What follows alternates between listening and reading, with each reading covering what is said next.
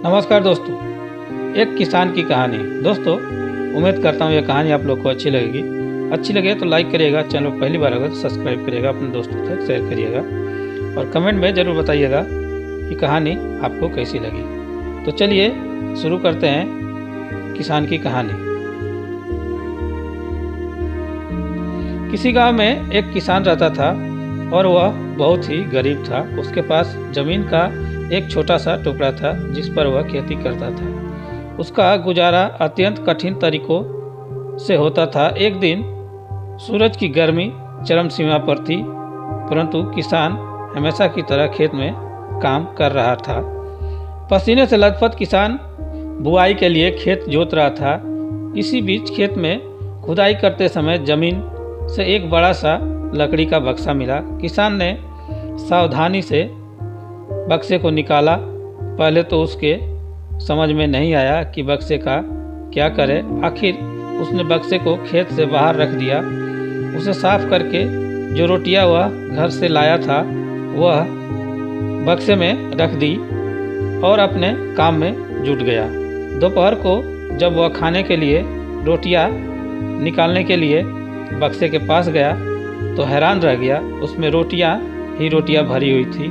तब किसान को पता चला कि वह जादुई बक्सा था। उसमें जो भी चीज़ डालो उसका 80 गुना होकर बाहर आता। जैसे एक मूंगफली का दाना डालो तो तुरंत उसमें से 80 दाने निकल पड़ते। किसान ने तृप्त होकर खाना खाया और उसके बाद किसान संतुष्ट होकर बक्से को घर ले आया। बक्सा मिलने के बाद किसान बहुत खुश था। उसे लगा कि उसके सब दुख अब दूर होंगे। वह लालची नहीं बल्कि धैर्यवान व्यक्ति था। उसने बक्से का दुरुपयोग नहीं किया। उसे जब भी किसी चीज़ की ज़रूरत होती तो बक्से से तुरंत प्राप्त कर लेता। समय गुजरने के साथ साथ उसके बक्से के बारे में गांव के जमींदार को पता लगा। जमींदार बेहद लालची था और उसे लगा कि ऐसी ही जादुई चीज़ पर तो उसका अधिकार होना चाहिए। उसके आदेश पर जमींदार के लठेत किसान को पकड़ कर ले आए। उसने किसान को धमका कर कहा, बक्सा जिस भूमि से मिला है वह मेरी जमींदारी में आती है, इसलिए बताओ उस बक्से पर किसका अधिकार बनता है। किसान बोला, यह ठीक है हुजूर कि वह भूमि आपकी जमींदारी पर आती है, पर बक्सा जिस खेत से निकला है उस पर मैं खेती करता हूँ, अतः इस बक्से पर मेरा अधिकार बनता है। किसान गिड़गिड़ाया, लेकिन जमींदार ने बहुत धमकाया।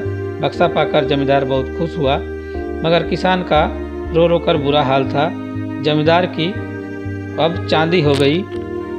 वह जो चाहता बक्से में डालता और उसे कई गुना पाकर खुश हो जाता। कुछ लोगों ने जादुई बक्से की खबर मंत्री जी के पास पहुंचा दी। पहले तो उसे विश्वास नहीं हुआ, फिर उसने अपने विश्वसनीय सेवक को बक्से की सच्चाई परखने के लिए भेजा।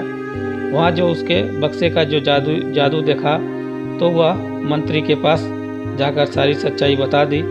मंत्री ने जमींदार को बुलाया, फिर उसे डराते हुए कहा, हमें पता चला है कि तुम्हारे पास एक जादुई बक्सा है, उसे तुरंत हमारे हवाले कर दो। इस जादुई बक्से को हाथ से निकलते हुए देखकर जमींदार की हालत खराब होने लगी। उसने मंत्री जी से बहुत विनती की, पर मंत्री नहीं माना। बक्सा पाकर मंत्री मतवाला हो गया। विरोधियों को यह अच्छा मौका मिल गया। उन्होंने बक्से के साथ साथ मंत्री के निकम्मेपन की खबर भी राजा तक पहुंचा दी।